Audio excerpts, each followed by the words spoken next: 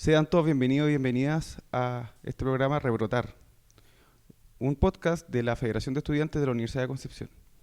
Bueno, nosotros como mesa federativa iniciamos este proceso de podcast posterior a que lamentablemente fuimos desvinculados por censura de la Radio Universidad de Concepción, así que este es nuestro primer capítulo oficial y agradecemos que nos vean y que puedan también opinar en los comentarios sobre cómo percibieron este primer programa. Bueno, el día de hoy estamos junto a dos compañeros, ¿cierto?, de la organización 15 de agosto. Contamos con don Oscar Barrera y don Carlos Fritz, miembros fundadores de la organización 15 de agosto. Bienvenidos, muchas gracias por acompañarnos en este primer programa de este podcast que va a estar, esperamos también en Spotify y en YouTube. Vamos a hablar de muchas cosas, cómo no partir hablando de lo que fue el MIR. Finalmente nosotros como mesa federativa somos de izquierda revolucionaria y consideramos importante que en el marco de los 50 años reivindiquemos también esta postura de la izquierda, no tanto la que se plantea el oficialismo y institucionalmente plantea la universidad. Y para ello también tenemos que hacer memoria y aprender de la gente que estuvo ahí, que vivió y que finalmente lleva años trabajando en los territorios y enseñando también cómo hacer la revolución. Así que muchas gracias por acompañarnos. Bueno, preguntarle a ustedes de dónde son, si son de acá de Concepción, que nos cuenten cómo es que se conocieron y cómo empezaron a organizarse. Bueno, gracias Jota por la invitación. Yo quiero un poco hablar de mis orígenes. Antes de todo, yo soy de la zona minera, zona del carbón, de Coronel, de padre minero, de madre dueña de casa, que le tocó criar a 10 hijos y desde muy niño, ¿no es cierto?, conocimos la ideología comunista, porque mi padre era comunista. Y en el 65, mi hermano Eulogio, el duro Pablo, estaba regresando de Copiapó, él estudiaba ingeniería de minas, y el 66, 67 ya ingresa definitivamente al partido, al MIR, y desde ese momento prácticamente los hermanos, que éramos 5, unos más grandes, otros más chicos, Eulogio era el mayor, yo tenía 10 años, y ya empecé a dar mis primeros pasos, ¿no es cierto?, en la política, porque además vivíamos una época muy convulsionada. Entonces, por lo menos esos son mis orígenes y mi primer acercamiento al partido. Quiero dejar a Oscar y así vamos conversando. Hola, ¿qué tal? Igualmente, gracias Jota por la invitación a la conversación aquí. Mira qué coincidencia con Carlos, a pesar de la diferencia de edades, porque con la diferencia que yo soy de Talcahuano. Mi padre también era comunista. Por eso decía las coincidencias. Y yo, la verdad es que ingresé al MIR por allá por los años 69, 70. Conocí la formación del MIR en los años 65. Estuve en algunas reuniones por ahí que se hacían en Talcahuano en esos años, por allá por los Valles Rocandio, y algunas cosas actividades que se realizaban en forma compartimentada, secreta.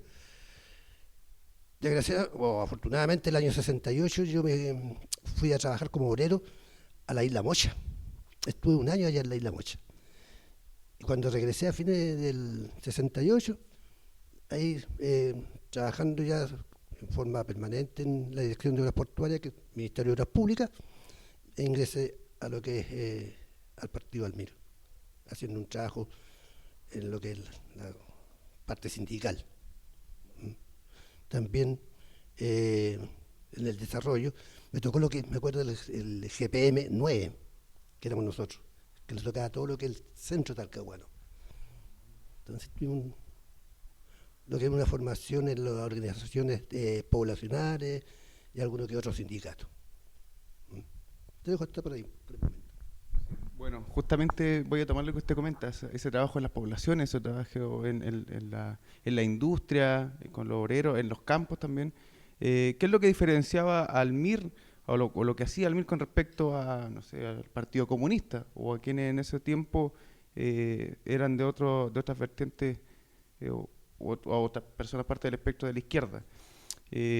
Por supuesto que ahora se rememora demasiado, obviamente han pasado 50 años y se recuerda a Salvador Allende, el gobierno de la Unidad Popular, y se habla mucho de Allende, pero sentimos que es necesario que si vamos a recordar con memoria y miramos Lupe, lo miramos con un contexto y mirar la figura de Allende con contexto. Porque lo que proponía Almir era distinto, por ejemplo, a lo que proponía el PC. Por ahí uno puede encontrar textos como los de Marini, donde se muestra claramente cuáles eran estos dos caminos que se presentaban. Obviamente eran otros tiempos en el que se respiraba otro olor, el cielo estaba rojo y era claro y se palpitaba ese poder popular que estaban haciendo.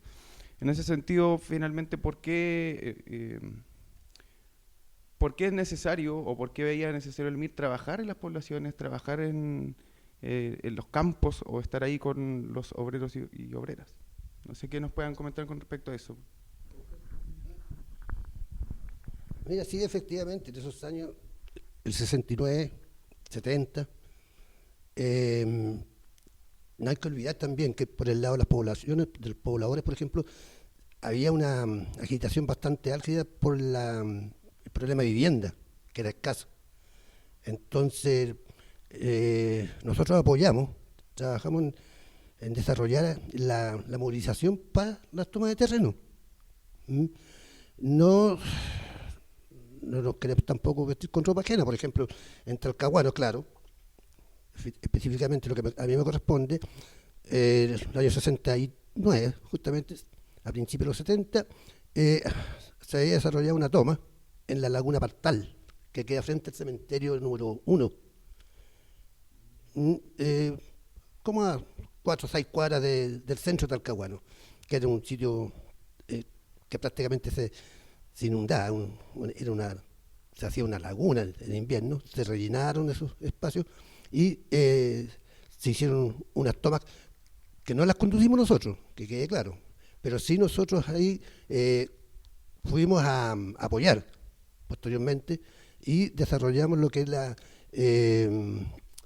organización misma, lo mismo que la población de Libertad, que era una toma mucho más antigua, que la población de Libertad queda en Talcahuano frente a Huachipato, al lado de la cárcel, unos sitios bien inhóspitos para habitar. Y nosotros también nos acercamos y empezamos a hacer trabajo de formación, de educación, ¿ya? De demandas de los derechos de los pobladores. En los años 70, cuando se empieza a ver la posibilidad de un gobierno popular, no olvidemos que nosotros no estábamos en lo que es apoyo al desarrollo de esas políticas de la Unidad Popular.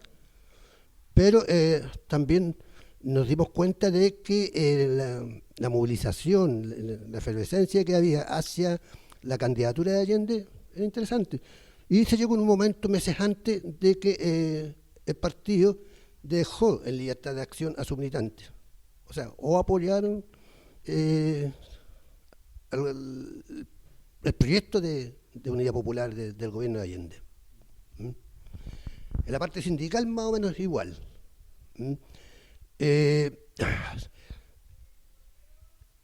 Por un problema de sector, que nos habíamos dividido, la parte sindical lo tenía el G6, el GPM6, el Grupo Político Militar, que manejaba, controlaba y tenía mayor acceso al sector mucho más sindical, que queda desde Huachipato hacia Valpencillo, que se llamaba en esos años. Ahí está ese sector lleno de industria. Así que nosotros teníamos algunas, muy pocas industrias, y fue interesante el trabajo que nosotros pudimos realizar en lo que es capas medias, que llamábamos en ese tiempo, que eran los servicios públicos, hospital y el comercio. Ahí es donde desarrollamos un trabajo más interesante. Había otra pata, que ya es mucho más compartimentado del trabajo, que era la pata con las Fuerzas Armadas, con los marinos, con ASMAR. Ya eso era un trabajo que no, en mi caso muy específico, no me tocó eh, participar. ¿Mm?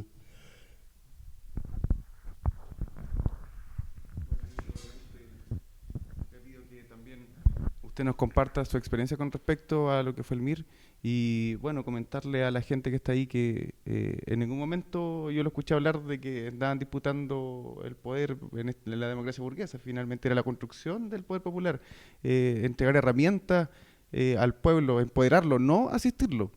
Que eso es súper importante porque muchas veces hablamos de los voluntariados y pensamos en vamos a ir a ayudar. No, finalmente había también un mensaje político, no era solamente formación y aprender a hacer algo, sino que también había contenido político y una mirada. Ahora no sé qué nos puede compartir usted con respecto a la misma línea que comentaba don Oscar, por favor.